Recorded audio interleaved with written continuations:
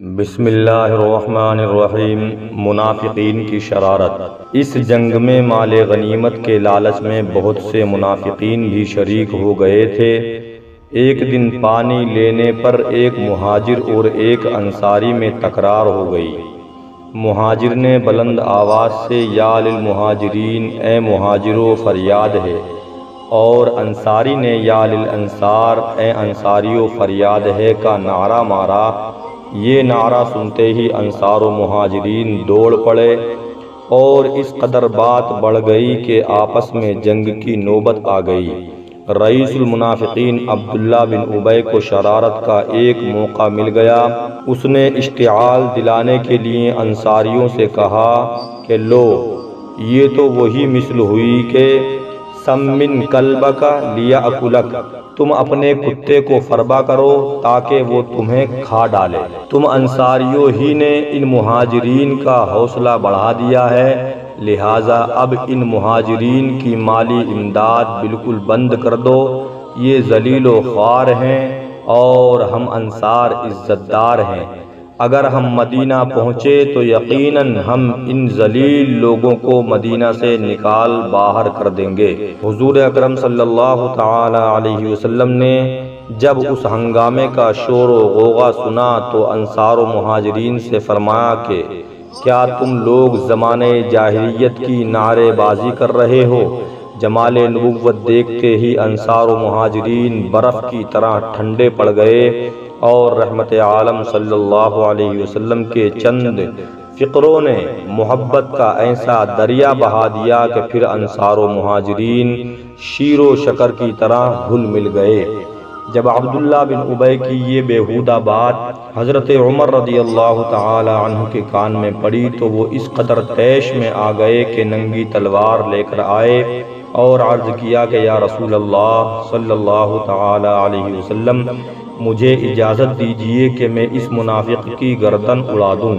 حضور اقدس صلی اللہ تعالی علیہ وسلم نے نہایت نرمی کے ساتھ ارشاد فرمایا کہ اے عمر، خبردار ایسا نہ کرو، ورنہ کفار میں یہ خبر پھیل جائے گی کہ محمد صلی اللہ علیہ وسلم اپنے ساتھیوں کو بھی قتل کرنے لگے ہیں۔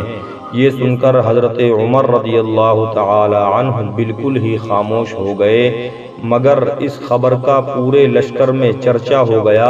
یہ عجیب بات ہے کہ عبداللہ بن ابی جتنا بڑا اسلام اور بانی اسلام صلی اللہ علیہ وسلم کا دشمن تھا، اس سے کہیں زیادہ بڑھ کر اس کے بیٹے اسلام کے سچے شیدائی اور حضور صلی اللہ علیہ وسلم کے جانثار صحابی تھے۔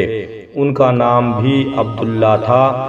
جب اپنے باپ کی بکواس کا پتہ چلا تو وہ غیظ و غضب میں بھرے ہوئے بارگاہ رسالت میں حاضر ہوئے اور عرض کیا کہ یا رسول اللہ صلی اللہ تعالی علیہ وسلم، اگر آپ میرے باپ کے قتل کو پسند فرماتے ہوں تو میری تمنا ہے کہ کسی دوسرے کی بجائے میں خود ہی اپنی تلوار سے اپنے باپ کا سر کاٹ کر آپ کے قدموں میں ڈال دوں۔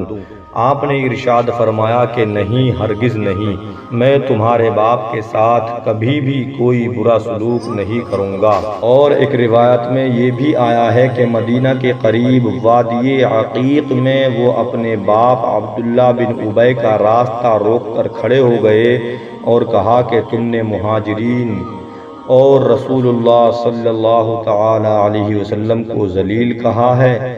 اللہ کی قسم، میں اس وقت تک تم کو مدینہ میں داخل نہیں ہونے دوں گا جب تک رسول اللہ صلی اللہ تعالی علیہ وسلم اجازت عطا نہ فرمائیں، اور جب تک تم اپنی زبان سے یہ نہ کہو کہ حضور صلی اللہ تعالی علیہ وسلم تمام اولاد آدم میں سب سے زیادہ عزت والے ہیں اور تم سارے جہان والوں میں سب سے زیادہ ذلیل ہو۔